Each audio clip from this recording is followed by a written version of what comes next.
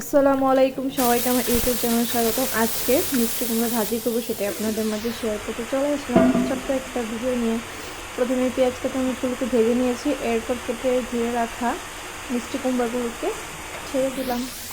কিছুটা সময় ভালোভাবে নেড়ে চেড়ে লবণ দিয়ে দিলাম।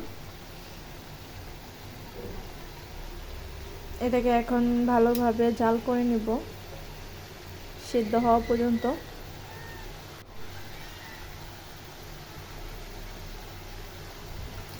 আশা করি সকলে আমার ভিডিওগুলো দেখবেন, সাপোর্ট করবেন, সাবস্ক্রাইব করে পাশে থাকবেন, শেয়ার কমেন্ট করবেন।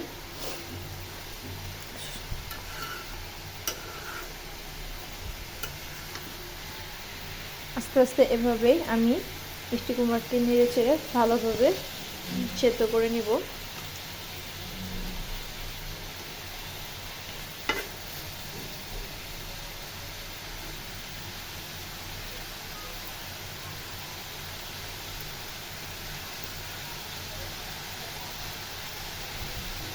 কিছুটা সময় ভেজে নিব।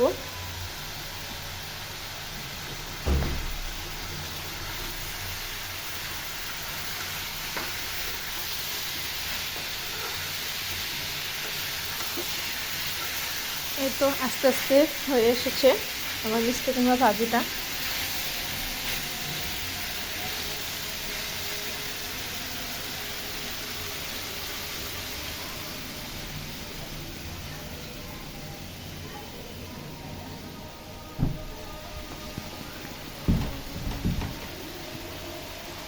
প্রায় মিষ্টি কুমড়া সিদ্ধ হয়ে গেছে। ঢাকনা দিয়ে কিছুক্ষণ ঢেকে দিব।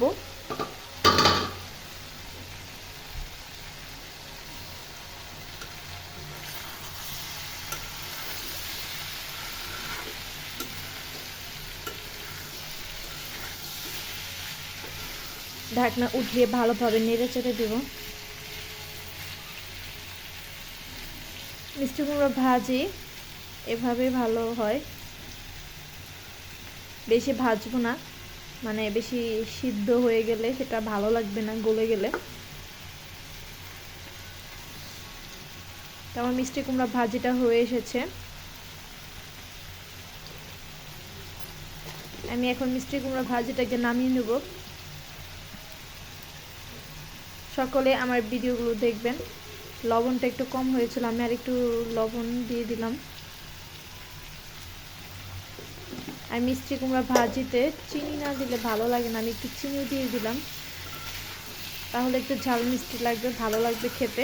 অনেকে আছে মিষ্টি পছন্দ করে না চিনি দেওয়াটা, বাট অনেকে চিনি দিয়ে খেতে পছন্দ করে। আমিও সেই চিনি দিয়ে খেতে পছন্দ করি, সেজন্য আমি একটু চিনি দিয়ে দিলাম। সকলে আমার ভিডিওগুলো দেখবেন,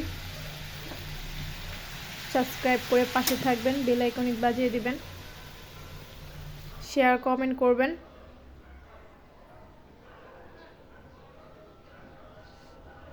আজকের মতো এখানে শেষ করছি। সকলে ভালো থাকবেন। আল্লাহ হাফেজ।